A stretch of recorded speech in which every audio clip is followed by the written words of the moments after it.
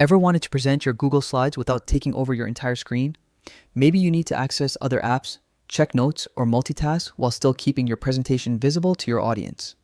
Well, there's a simple trick that makes this possible. First, open your Google Slides presentation. Look towards the top right corner. You'll see the slideshow button. Instead of clicking it directly, click the small arrow next to it. A drop-down menu will appear. From there, select Presenter View. This might look familiar if you've presented before, but here's the key difference. Presenter View opens your slides in a resizable browser window. That means your presentation doesn't take up the entire screen, and you can easily move or resize it to fit alongside other windows. Your audience still sees only the slides while you get full control.